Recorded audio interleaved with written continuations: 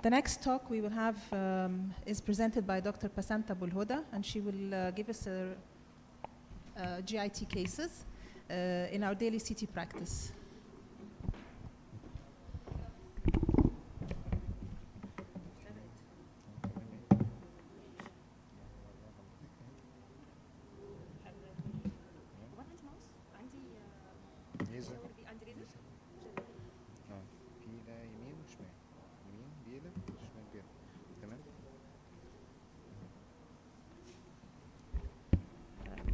Good morning, everyone. I'm Pasant Abo Elhoda, radiology lecturer in Shams University.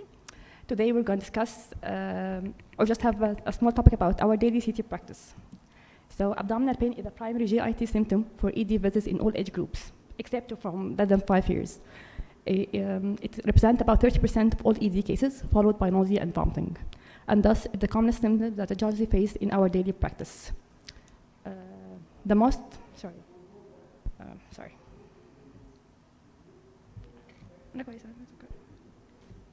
most common causes of abdominal pain are appendicitis, gastritis and duodenitis, followed by gallstone problems, as Sharihan said, pancreatitis, bowel complications, and other. Sometimes the pain location directs us to its cause, aiding in diagnosis. For example, if it is in the right iliac fossa, it will be appendicitis, right subhepatic region, cholecystitis. Within the left iliac fossa, it will direct us to diverticulitis. Yet, in some cases, abdominal pain diagnosis is challenging, requiring further digging. Main causes of atypical pain include change within the normal anatomy, early or late disease presentation and complication, as well as treatment that changes the form of the disease. We're going to have just some brief examples for each. First, we're going to start with change within the normal anatomy. Our first case is a 24-year-old female patient presented with right subhepatic fossa pain of few days duration. I hope it will work. Okay. So that was a coronal pelvic abdominis contrast for the patient. I think that. So I don't know if you have spotted the findings or not, but that's it. So that was the main finding that we can see, a small tubular structure arising from the cecum, which is slightly malrotated within subhepatic position. Ultrasound confirmed our findings where we saw a small blind-ended dilated structure measuring 10 millimeter with thickening wall and surrounding inflammatory changes as well as fluid collection, giving the diagnosis of pre-ileal appendicitis. So appendicitis occurs due to inflammation of the appendix, which usually causes pain within the right iliac fossa in normal position, yet depending on its location, the pain site can differ according to the appendicular location. 64% of cases are retrocecal, followed by pelvic appendix within 32% of cases, and minor positions are post-ileal, pre-ileal, and subcecal. CT has high sensitivity and specificity in diagnosis of acute appendicitis, and its findings include appendicular dilatation more than 6 millimeter, wall thickening more than 3 millimeter, periappendicular inflammation, appendiculus, complication including extraluminal fluid, inflammatory mass, as we can see here. I don't know if it's evident here, thickening within the wall, abscess formation with the presence of fluid and air molecules, and necrosis, which occurs here at the tip of the appendix, with some extraperitoneal air seen, suggestive of pneumoperitonitis, and this case was also complicated by inflammation within the femoral vessels. As you can see, there's no enhancement on the femoral vessels on the right side.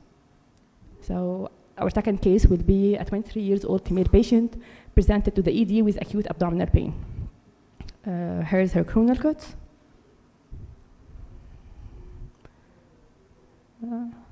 It's a small video. We can also see the axial cuts.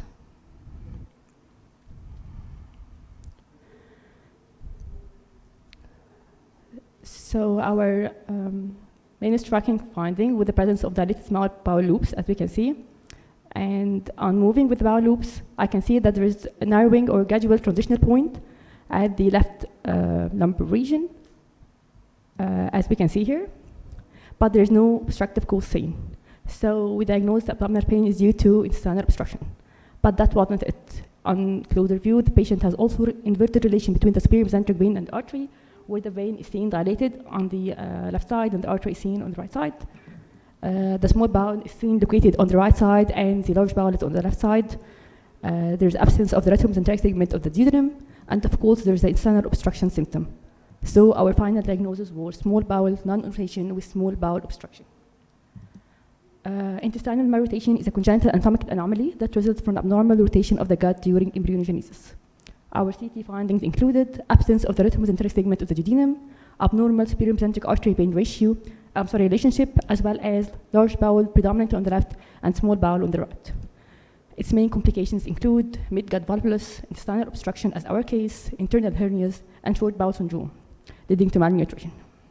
So we'll go to our second category, which is a patient presented with early or late disease presentation and complications that led us to the site of the pain. Our case includes a 43-year-old male patient presented with back pain of 3 days duration. That was the axial cast of the patient. It's a little bit long video, so I can shorten it.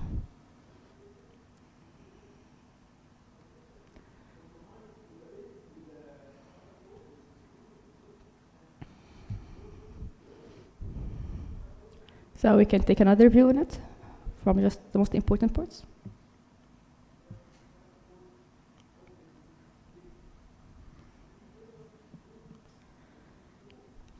So what can we see? We can see a few diverticular here, going with diverticular disease, which is inflamed. There's thickening in the wall with inflammation, and there is subtle thickening or some fat stranding going to the peritoneum. Also in the coronal and sagittal images, I can see that the abscess formation or the fluid collection adjacent to the colon is seen reaching to the aorta with no clear fat planes between them. Also, it is seen in contact with L5 and S1 vertebra with no evidence of spondylodiscitis or bony affection, and probably that was the cause of abdominal pain despite of the pelvic symptoms. That was the connection that we saw part of it in the axial images, and our case was diverticulitis complicated by abscess formation and aortitis. Diverticular disease refers to the presence of multiple diverticulae in the colon or multiple colonic diverticulae, which is very common above the age of 80 years. It's mainly presented by either diverticular bleeding or diverticulitis, where diverticular bleeding is the most common cause of GIT bleeding in more than 40 years of age, and diverticulitis is inflammation of the diverticulum, usually leading to left lower quadrant pain and fever. Diverticular complications include abscess formation and perforation, which may result in peritonitis and sepsis, as we can see here of a case from the literature showing an abscess adjacent to the diverticulum with air inside it and another few air outside, indicating perforation. Also, it can be presented by tissue deformation between the colon and the bladder, vagina, bowel, uterus, or the skin. Another case showing the connection between the bladder and the colon with small bony defects seen here. Also, with a contrast seen within the bladder reaching the colon on the digital image. Also, it can lead to small bowel obstruction, GIT hemorrhage, portal vein phlebitis, and secondary abscess formation, most commonly in the liver and tubo-ovarian. So our fourth case will be a 45-year-old male patient presented with right lower chest and shoulder pain. The patient had history of retroperitoneal leiomyosarcoma that was diagnosed 3 years ago and was submitted to surgical resection, and he was free since then. So that's our axial images.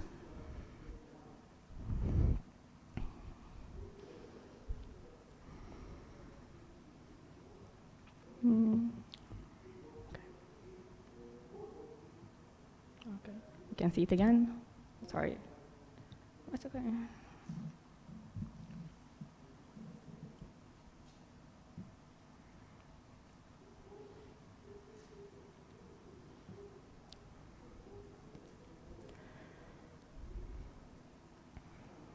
So our main finding was large soft tissue lesion replacing most of the liver parenchyma.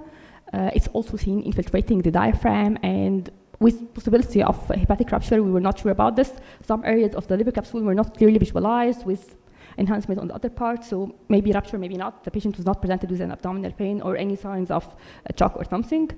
There's no evidence, I'm sorry, that's a coronal and sagittal view. It's the fact I was talking about later. The lesion is heterogeneous with multiple areas of necrosis.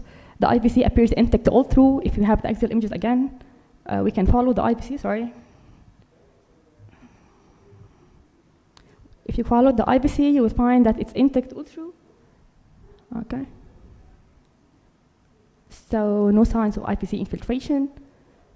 So it was really query, what does a new lesion, it's really huge in 3 years, who had an HCC, the remaining part of the liver is normal, is it a leiomyosarcoma, the patient had a leiomyosarcoma, there's no any evidence of extra hepatic soft tissue lesion, it was just limited to the liver, no evidence of vascular infection, the IVC were patent, the portal vein was a little bit thrombosed at its right main branch.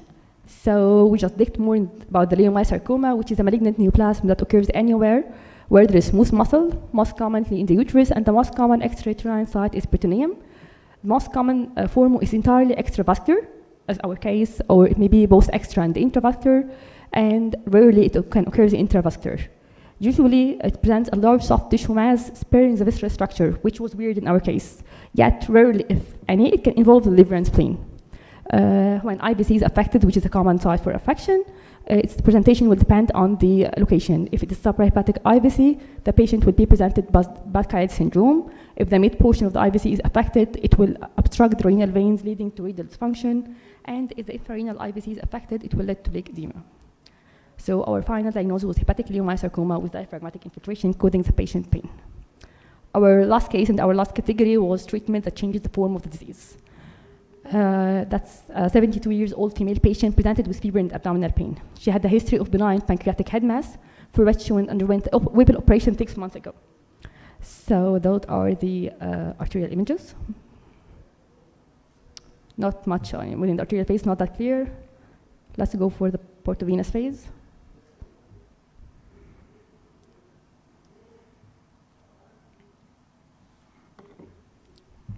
And the delayed phase. So I'm just going to focus about the main finding. No, I'm sorry, that's portovenous phase again. Sorry, it's my mistake. That's it. So, sorry. That's the main finding on the portovenous and delayed phase. It's actually still hypodense within the arterial phase, but it was subtle, that's why we didn't see it. But in changing the window, you can notice a difference. But let's focus about the two main phases here. I can see that there's a large hypodense lesion seen within the caudate lobe or the liver hilum, where it is seen ill-defined, showing 3 hypodense necrotic areas or hypovascular areas. Cystic areas present, more evident on the delayed phases. So we were wondering what is this? The patient has abdominal pain and fever. Is it an abscess? It's not typical of an abscess form. It doesn't usually enhance in the delayed phase. There was no typical arterial enhancement wall. I was a little bit confused also. We thought maybe it's a cholangiocarcinoma, but the patient was surgically free 6 months ago after Whipple operation. He had no any history of cholangiocarcinoma, and he had an operation 6 months ago. So lesion with this size should have been well noticed then. So it was a little bit weary. So when I ever stuck in a case, I usually call the patient, and I had 2 information that the patient had an MRI 3 weeks earlier with the start of the pain, MRI and CT actually. And the patient had received ceftriaxone and meropenem antibiotics since then, and she got better. So I asked the patient to get me her previous films, and that's what I saw. That's the CT, and that's the MRI.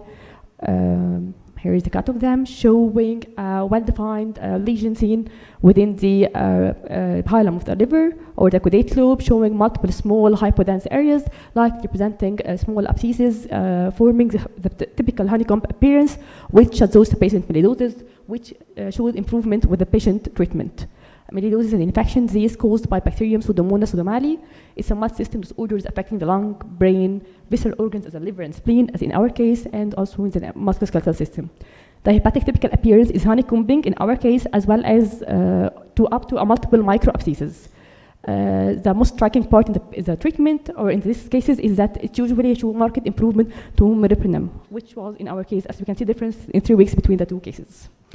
So our take-home message is that we usually face too many challenging cases in our routine daily practice. And to be able to know them, just be aware of your anatomy, know the anatomical variants well, understand your disease etiology, and be aware of its complication. And whenever you're stuck in a case, just call the patient. Usually you find the history that will give you a clue here or there that can help you in diagnosis. Thank you. Thank you very much, Dr. Pasant. Very nice presentation of cases and really challenging cases, especially the last one. The last one, يعني how did you reach the diagnosis based on what? Okay. We searched in the literature a lot, and the treatment of the patient directed us because dramatic improvement within thimerosal was one of the, it's very specific to melioidosis, which is not a common disease here, that the patient was from Libya. I'm sorry, I made this point in the history. Melioidosis is not common here, so we're not usual with its presentation or its shape. Yet this appearance, the honeycombing appearance, is very specific. If you search the honeycomb appearance in the liver, you will find melioidosis is one of the differential diagnoses, and it marked improved with treatment. So with both, combining both together and the improvement in patient symptoms led us to our diagnosis. So when you see this typical picture, then you think of it and you try with the antibiotics. Yeah, that's right. Usually it responds. Usually it responds automatically, yeah, according to literature. And our case also, we followed the patient. She really had 72 years old, 72 years, and she responded very well to the treatment after the operation. Okay, so thank you. Thank you, Dr. Pasant, for your nice talk. I have a question for you. Sure. How can you differentiate based on CT between bowel malrotation and mid-gut volvulus? On the CT, the bowel malrotation will just found that the finding that we mentioned earlier, that the bowel will be large bowel on the right side, the small bowel will be on the left side. It will be reversed within the vessel, but it won't be the internal obstruction presented with the volvulus or the twisting of the vessel sign. If you found the twisting sign, that will go with the volvulus. The twisting sign sign هو اللي بيفرق ما بين malrotation والmid-gut volvulus. Thank you. First of all, it's a malrotation, and then it could lead up to volvulus. Yeah, that's right. And when you see this small the intestinal obstruction, then you think you of can think about volvulus. Yeah.